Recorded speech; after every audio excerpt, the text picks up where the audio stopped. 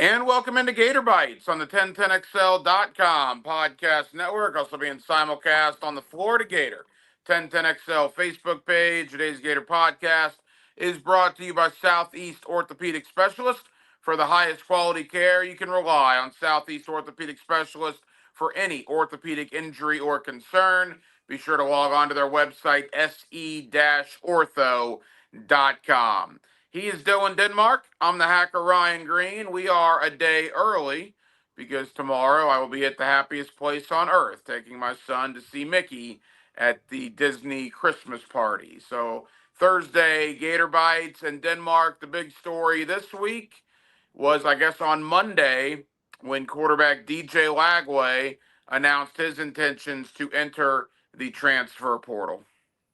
Yeah, I saw the news and I immediately thought that John Summerall and the offensive staff have a person in mind, and that they kind of know the direction they're going to go with the quarterback position. And it kind of didn't take long for them to know what the official word is. You kind of figured that it was going to be somebody from Georgia Tech. When you bring the offensive coordinator and multiple position coaches from Georgia Tech, you would think that you're going to get a quarterback from Georgia Tech. And it didn't wait but about 24 hours until Aaron Philo hit the transfer portal. And all intents and purposes, looks like it's going to be Aaron Philo transferring into from Georgia Tech to Florida. Nothing official yet. The transfer portal window opens in January, but that seems like the direction like Florida's going to go. There's a lot of rumblings as to what happened with Lagway, and we'll get to, maybe why the Philo thing is going to potentially happen. But as far as the Lagway meeting goes, let me be clear. I don't know this with 100% certainty, but things you see, people you talk to, things you read, I get the sense that Lagway had every intention to be at Florida in 2026. He had a meeting with Summerall and the new staff. My assumption is they told him, hey, we'd like for you to be back, but we are going to bring in some competition. You're not just going to be handed the starting spot like you have been. And maybe there was also some issue with the NIL. I don't know. I would think more along the lines of the competition aspect of it. And maybe DJ Lagway and his reps did not like hearing that. Thus, they're looking to see greener pastures elsewhere. Yeah, that's been reported by multiple people. And the coaching staff, they've done the right thing. I've said all along the last month of the season, if DJ Lagway stays or leaves, regardless of what he does, you got to bring a quarterback from the portal. And that quarterback from the portal has to be ready to go day one. And you got to have a competition for the quarterback starting position. We all know Lagway didn't play well. A lot of it, to me, had to do with coaching. With Napier consistently running a two tight end offense and not using, his receivers in space and giving the ball to Jadan Baugh enough. And, you have to bring in competition. This couldn't be a spot where you just run it back and say, okay, DJ Lagway, we want you, and we're not going to bring anybody else in. I think the coaching staff did the right thing in saying, look, you can come back if you want, but regardless of what you do, we're going to bring in competition, and we're going to have somebody compete for the starting spot next year. I'm not trying to bury the kid because I like DJ Lagway. We've had him on Hacker After Dark. I had him on 3 times. One time when he committed to Florida, one time when he signed with Florida, a third additional time as well. I had his high school coach on. I am a fan of DJ Lagway personally. I think he's a good kid, and I appreciate him coming on our radio show many times. He wasn't a very good quarterback. And there are maybe a myriad of reasons as to why. The injuries, Billy Napier, right? I'm not disputing that aspect of it. But there is no doubt, Denmark, Gatorade Player of the Year, 5-star on most recruiting websites, the acclaim that he came in with. Did he give himself that acclaim? No. Those were recruiting websites and whatnot, but he did come in with high acclaim. I mean, is he the biggest recruiting disappointment at Florida in decades? I mean, who else would even be in the conversation? I guess Johnny Brantley, maybe? Yeah, he would probably be the one because he was supposed to be the next one after Tebow. Like I remember going to games and seeing him warm up, and everyone was like, "Oh, this is the next guy. He's the next one." And then it just never panned out. At least with Lagway, you did see a little bit of it his freshman year, and then just like everybody in Billy Napier's offense, nobody develops. He comes in except raw, Jaden Baugh. and Jaden Ball was good from day one. Um, there was nobody in Napier's offense that you saw from day one that comes into the program and they develop over time. DJ Lagway was better as a true freshman coming straight out of high school in week 4, in week 8, and week 10. He was way better as a freshman than he was ever as a sophomore. And that's just not right. That's not how it's supposed to be. And it's sad because he was supposed to be the next guy, and everyone had claimed, he was, going to be in the Heisman, and he was going to do all these things. And I just kept thinking about yesterday, before we did this. Like I was at that Ole Miss game when they were at Florida when they beat Ole Miss. And some of those throws he made, you just can't. You don't coach that. And it was just incredible what he was able to do, and you weren't able to get that at all when he was a sophomore. And it is sad. But college football is like the NFL, and if you're not going to, build up to, the money that they pay you, they're going to move on and they're going to make a decision. So I think that's that, and he's going to go somewhere, and I think he'll do fine. LSU, Miami, Baylor. Apparently, his dad went there, close to his home. DJ Lagway is going to go to a big school and get paid. That's a fact. I saw Frangie earlier on the 1010XL, one of the Gator channels. He was talking about, he's going to go to a lower Power 4. I would be shocked. He's not going to go to Cal or Kansas State and work his – no. I mean, at this point last year, he was most people that talk to him and cover him, they're like, this guy, when he can declare for the draft, is going to be a top 5 pick. Yeah, I know you're much higher on DJ Lagway than I am, and you know this. I'm not just doing it now. If anybody can vouch for me, it's you. I was never a DJ Lagway guy. I didn't get the hype on him coming into the sophomore year. 60% completion percentage. Everybody made such a big deal out of his freshman year that he was this great thing. The guy completed 60% of his passes for 12 touchdowns and 9 picks. And I love the narrative. Well, they would have beaten Georgia had Lagway not gotten hurt in 2023, or what was it, 2024.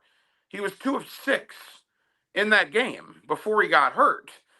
He wasn't completing passes. He was running around a little bit, but he threw 6 passes, 4 of them were incomplete. I don't get the narrative that they would have, quote, beaten Georgia had Lagway not gotten hurt in 2024. I was rooting for him.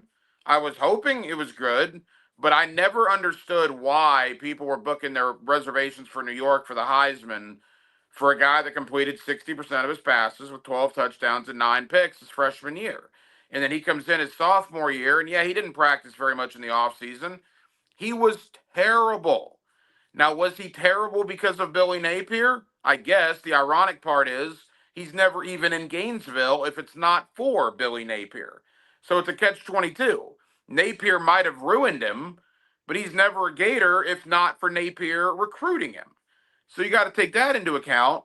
But when you throw 4 picks against LSU and you have 30 yards of offense in the first half against Miami, and you score 1 offensive touchdown against South Florida, and excuse after excuse is made for this guy. What I really loved was by like week 10, when he was still terrible, well, people would say, oh, well, he didn't practice in the offseason.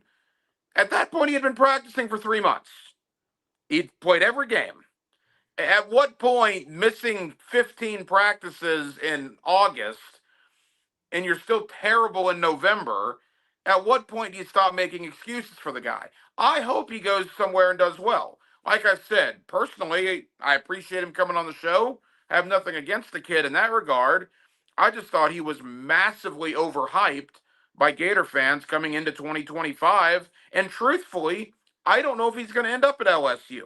I don't know if he's going to end up at Miami. I was told, now again, things can change. I was told Miami will have no interest in him. Whether that's true or not, we'll find out. But somebody down in South Florida told me that, and we'll see. I have not been told anything about LSU.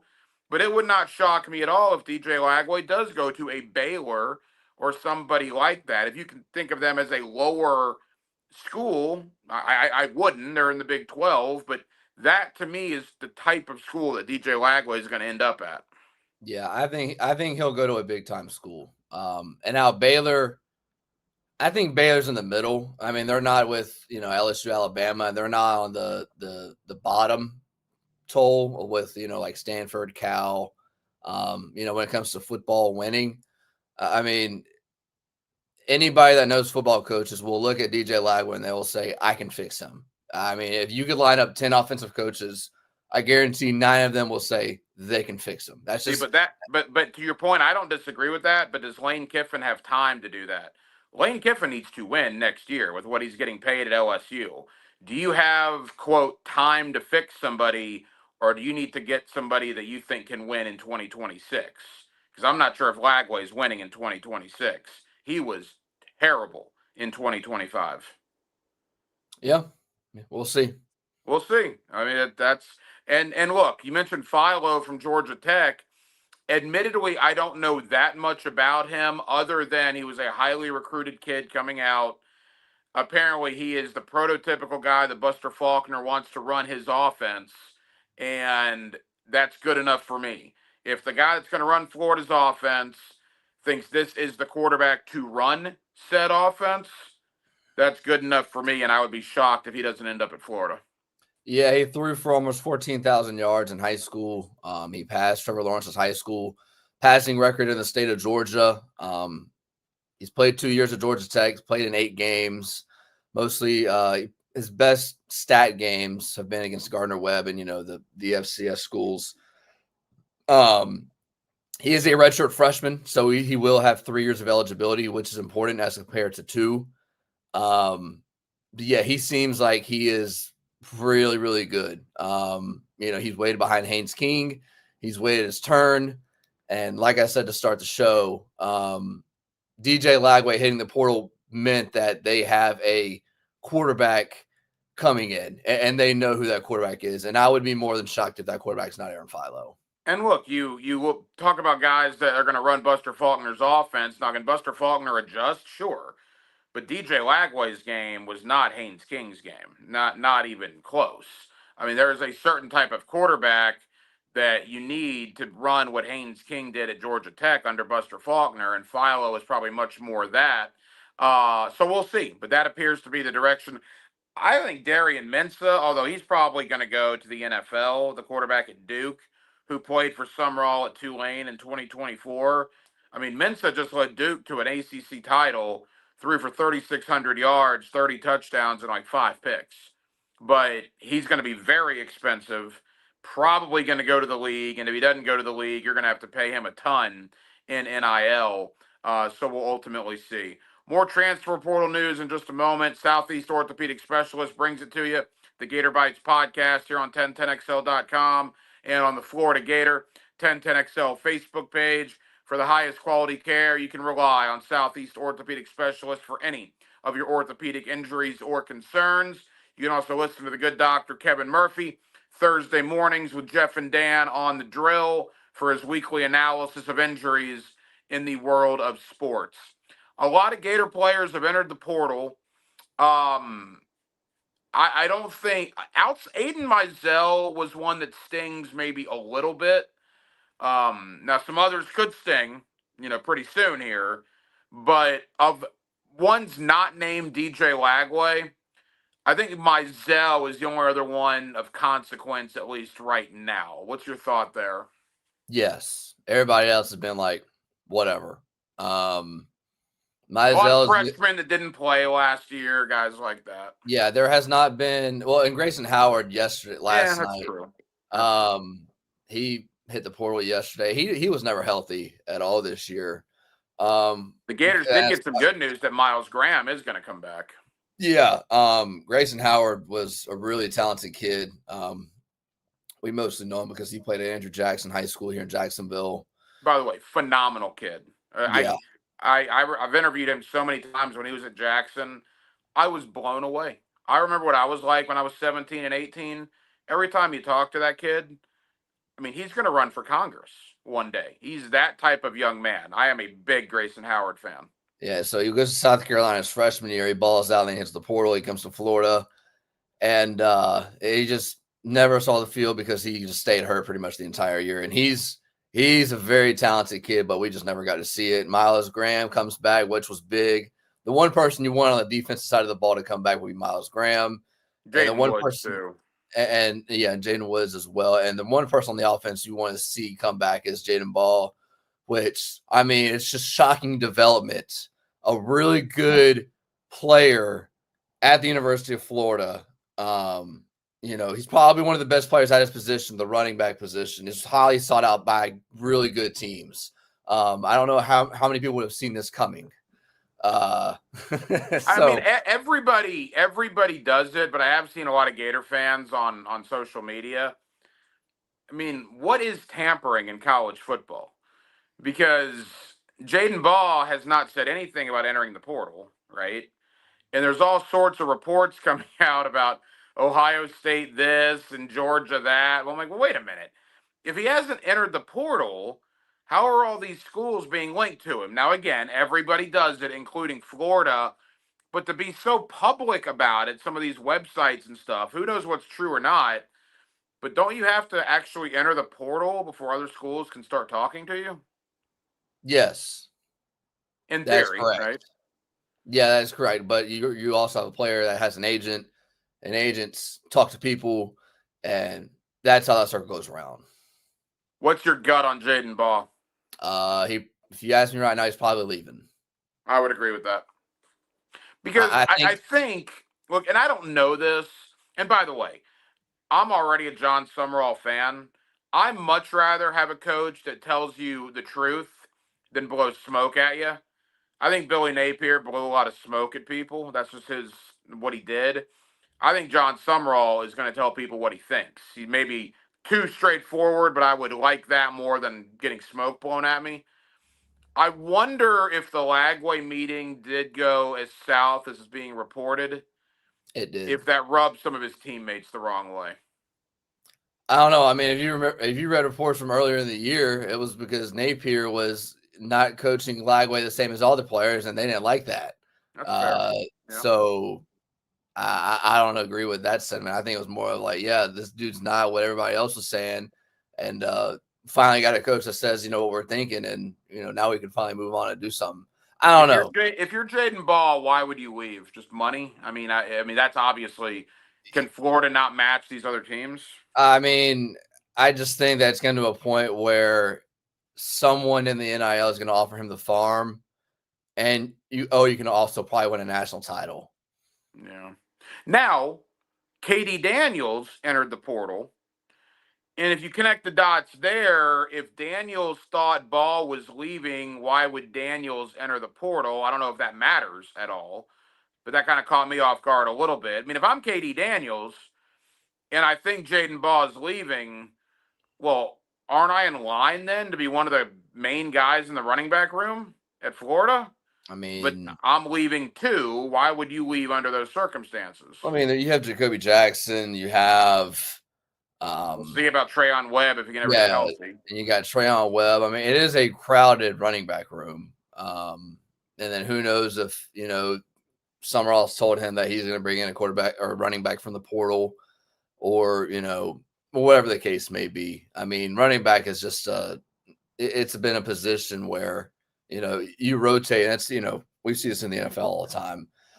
Who knows what was said, but I mean, the number one priority has got to be Jaden Ball, but I do think he's going to end up leaving, and someone's going to end up giving him the farm. What's your gut tell you about Dallas Wilson and Verno Brown? I think those guys are staying. Just me guessing. Well, Verno Brown's a legacy, so I would think Verno Brown might be a lot similar to Miles Graham because dad played there, so that might mean a little more. Dallas Wilson came to Florida because he wanted to be closer to his family. So one would think that still stands unless, Cristobal comes calling, because I don't think Wilson's going to go to Florida State. No. Yeah, I only see Dallas Wilson leaving if someone just gives him a deal where he can't refuse. I think that's the only reason. All right, so I guess the unknown right now outside of Lagway, and it's going to happen pretty quick because the portal opens January 2nd. Where are we? December 18. 18th, right? We're 2 weeks from tomorrow. We're going to start getting a lot of clarity on this in the next couple of days. Yeah, it seems like a lot of the quarterbacks have hit the portal. Like we've seen Michigan State's quarterback, Nebraska's Dylan Raiola, Lagway, Aaron Philo. There hasn't been that jaw-dropping player where that person is the best player at his position, a la Jadan Baugh or anybody else in the country that I'm aware of that's hit the portal yet. And that could change. I mean, you have the playoff games this weekend, so the teams that lose, you might see that change. Bowl games are going to come and go over the next 2 weeks. So most of the exit meetings for coaches and how exit meetings are, a coach sits down with a player and like, what are your plans? What do you want to do next year? Things of that sort. Those meetings have, I would assume, have happened for most programs. So yeah, I would expect a couple of a big portal news player drops here in the next 2 weeks. Again, thank you to Southeast Orthopedic Specialist, se-ortho.com, for their continued support of the Gator Bytes podcast. For the highest quality care, you can rely on the great folks over there at Southeast Orthopedic Specialists. All right, wrapping up. Florida basketball, a big win last night. Ollie gets in the game with a dunk. Place goes absolutely nuts as Florida beats St. Francis 102-61. You would expect that. St. Francis was terrible. Although Xavier Lee, though, I thought had a good game. Florida has Colgate and Dartmouth left in the non-conference before their SEC play opens. They should win those games no problem. They should be 9-4 once SEC play begins. Quickly, Denmark, you mentioned the college football playoff. Let's quickly talk about round one. Look, Oregon's going to throttle James Madison, correct? Yeah, the two DEI teams that made the college football playoff will get rolled. You think Tulane gets rolled? I don't know if they get rolled. I mean, I think Ole how Miss is does going how to does Ole go. Miss do without Lane Kiffin is the big story. And by the way, I mean, if you're a Gator fan, you're obviously going to be pulling for John Summerall in that game. Yeah, I don't think Ole Miss not having Lane Kiffin against Tulane is going to hurt. Now down the road, yes, but not against Tulane. What about? I tend to agree with you. I think Oregon names their number against James Madison. I think Ole Miss wins, but I don't know if it's getting rolled. I think Ole Miss wins, I don't know, I think 38-20, something like I that. think both teams that are the big favorite, Ole Miss 17-point favorite, and Oregon's like a 20 or 21. I think they both cover the spread. Yeah, 17's about right in the Ole Miss Tulane game. I think 38-20, something along those lines.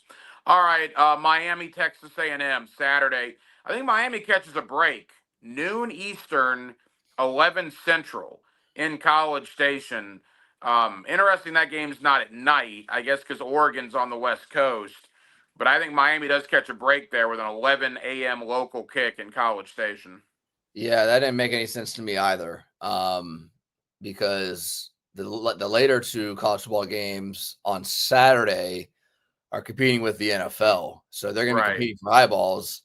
And Well, maybe Alabama, that's why. Maybe they put the best college game before the NFL games yeah, because they know that. I don't know. I think the home teams are going to win. I You think think A&M beats Miami, huh? I do. I don't have a feel for that game, but I just lean A&M. Now A&M hasn't played good in the last month of the season. I Yeah, mean, they're weak in oil coming into this. They were down 30-3 to South Carolina at half. They lost to Texas. They didn't really play particularly well. It wouldn't surprise me Miami won, but if I had to pick a lean, I think last I saw A&M as a 3.5-point favorite.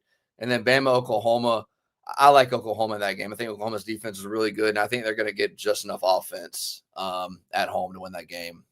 I think Miami is going to beat A&M. I also obviously like Ole Miss and Oregon. Bama, Oklahoma, I've gone back and forth on. Conventional thinking would tell you it's going to be hard for Oklahoma to beat them twice. But Alabama's got some injury issues. There's talk about Ty Simpson not being 100%. And because, I mean, if everybody at Alabama was 100%, I would pick them because, again, I think it's hard to beat a team like Alabama twice. but the game is in Norman. It is at night. That place will be rocking. I don't feel good about this pick, but I'll take Oklahoma by a field goal. That's going to be the game of the weekend, in my opinion. Yeah, most definitely. I think most people would agree with you. Remember last year too. Oklahoma crushed Alabama in Norman, and that ruined Alabama's chances of getting in the playoff. They play this year in Tuscaloosa, and Oklahoma beats them, and that was toward the end of the year. I just think Oklahoma's defense is one of the best defenses in the country, and it's going to give Alabama fits, and I think they're going to get just enough offense. Mateer hasn't been the same since that thumb injury that he got, halfway through the year. But I do think Oklahoma is going to be just enough and advance 2 weeks to New Year's Day.